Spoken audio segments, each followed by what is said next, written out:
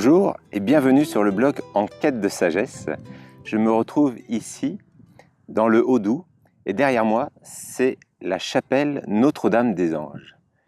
Quel magnifique nom pour ce lieu empreint de sérénité, de beauté. C'est juste, waouh, une bouffée d'air. On a l'impression que le temps s'est arrêté, que tous les anges, les elfes, les esprits de la nature sont autour de vous. Et là, vous conversez avec eux. C'est juste un grand ouah, un grand ouah, vraiment un grand.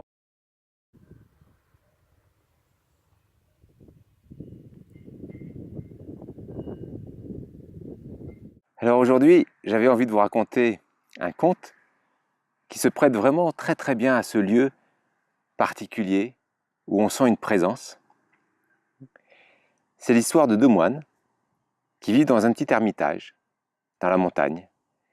Et puis, la saison arrive où ils partent évangéliser, annoncer la bonne nouvelle, la bonne parole, et puis soigner aussi les malades, apporter leur aide là où ils peuvent aider. 1 mois passe, 2 mois passent, 3 mois passent. Le moment de revenir dans leur ermitage est arrivé et ils repartent, satisfaits de tout ce qu'ils auront accompli pendant cette période de pèlerinage. Au moment où ils arrivent proches de leur demeure, de leur ermitage, il y a une intuition chez l'un d'entre eux qui se fait manifester, et en approchant de plus en plus, ils arrivent et ils s'aperçoivent qu'un orage a détruit la moitié de l'ermitage. Le plus jeune d'entre eux commence à regarder ce désastre et s'adressant à Dieu, dit « Mais c'est pas vrai, nous sommes partis annoncer la bonne parole, évangéliser, nous avons œuvré pour toi, nous avons soigné en ton nom, et tu n'es même pas capable de prendre soin d'une petite parcelle de notre ermitage. » Et là, à l'inverse, le plus âgé d'entre eux s'agenouille, se met en position de prière et remercie avec plein de gratitude Dieu et dit « Merci, merci, merci mon Dieu. Au moins ce soir, on aura un toit pour dormir, car tu as préservé la moitié de notre ermitage. »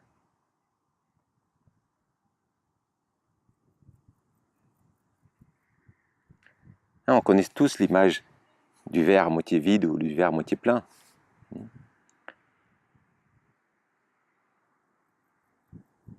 Je me suis rendu compte dans ma vie que les moments où j'ai exprimé le moins de gratitude pour ce que j'avais reçu, pour ce que mes parents m'avaient donné, pour ce que la vie m'avait donné, c'était les périodes où j'étais le plus tendu, le plus stressé, le plus angoissé, le plus recroquevillé sur moi, sur mon « et moi, qu'est-ce que je vais devenir, qu'est-ce que je veux, et moi ». Hein.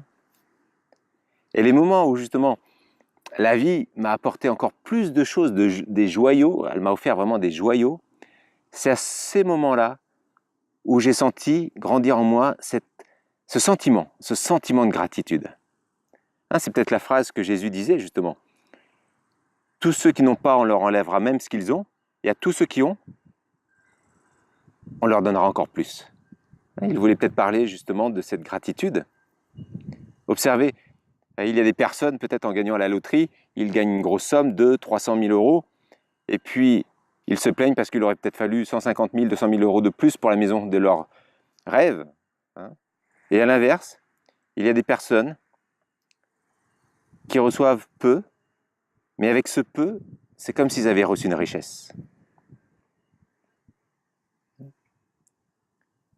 Et là où ça basculait dans ma vie, c'est vraiment quand j'ai commencé à remercier. Alors remercier déjà mes parents, parce que même si je n'ai pas toujours été d'accord avec eux, la façon qu'ils m'ont donné l'amour, c'est la façon qu'ils m'ont donné par rapport à ce qu'ils avaient vécu eux déjà. C'est le mieux qu'ils ont pu me donner à ce moment-là. Et de mon côté, j'avais certainement plein d'attentes, plein de jugements, et ce manque de gratitude.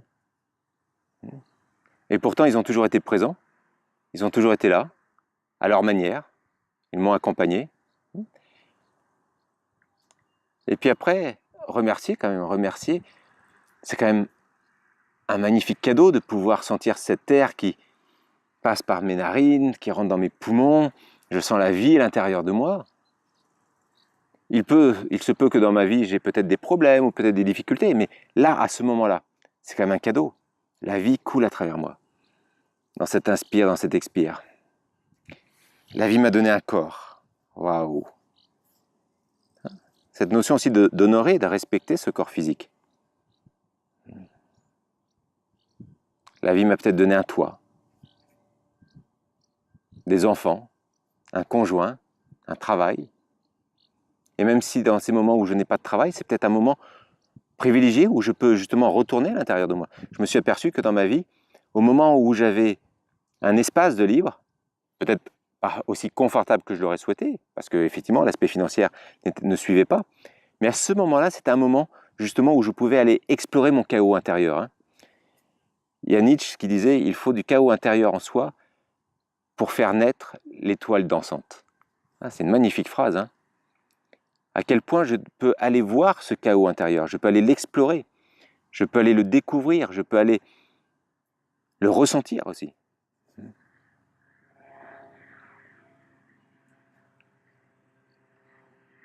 Et à quel point j'exprime cette gratitude. Qu'est-ce que j'ai reçu aujourd'hui? Aujourd'hui, là, maintenant, ici, maintenant. Qu'est-ce que j'ai reçu? Et qu'est-ce que je vais redonner? Qu'est-ce que je vais partager aux autres personnes? Mon sourire, ma joie de vivre, c'est pas forcément faire un don d'argent ou faire même passer des heures dans une association caritative. Non, non. Déjà, qu'est-ce que je transmets à la personne que j'ai en face de moi?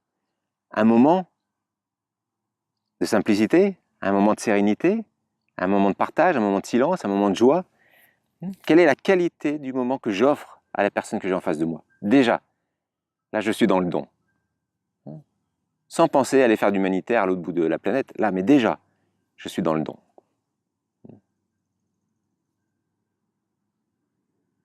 Bien sûr, le chemin spirituel, peut-être la voie humanitaire, nous amène à parcourir, à sillonner le monde. C'est ce qui m'est arrivé dans mon expérience de vie depuis plus d'une vingtaine d'années. Que ce soit à Haïti, ou aider les enfants de la rue à Abidjan, ou travailler dans les prisons, toujours pareil à Abidjan, à la Maca, ou peut-être développer des projets socio-humanitaires au Cameroun, ou peut-être aider à la gestion du stress pour nos prisonniers en France. Lorsque j'ai travaillé puis enseigné le yoga à la respiration au sein du Centre national d'évaluation au Réau, dans le 77. Mais là, au-delà de ça, au-delà des actions, qu'est-ce qu'aujourd'hui je peux déjà donner? Dans cette simplicité, qu'est-ce que je peux offrir à la personne que je vais rencontrer?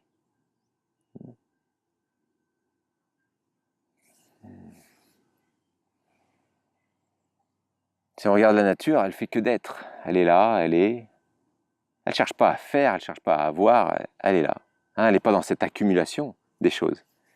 Elle est dans le don, elle offre sa nature, elle offre sa beauté, les arbres qui travaillent pour nous, pour redynamiser cette air d'oxygène, tous ces animaux, tous ces fleurs, toutes ces plantes, toute cette faune. Ça, c'est peut-être un exercice qu'on pourrait faire, peut-être, ou vous le faites déjà, mais peut-être le faire plus consciemment, ce soir, ou peut-être maintenant. Voilà, remercier pour tout ce que j'ai déjà reçu. Et certainement, comme moi, vous allez voir que plus vous allez commencer à être plein de gratitude, plus vous allez commencer à remercier, et je m'aperçois que la vie, elle est toujours en train de me donner plus, en train de me donner plus.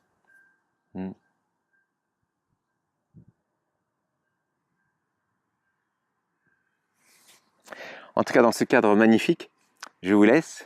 Je vais retourner dans la chapelle. Voilà, apprécier ce temps de silence, faire un temps de méditation. Et puis avec vous, je serai certainement là, à déjà être plein de gratitude pour tout ce que j'ai reçu.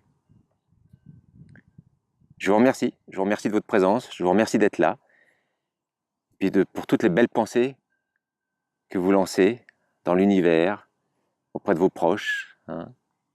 Ça, c'est important. À très bientôt pour une prochaine émission En quête de sagesse. Jayan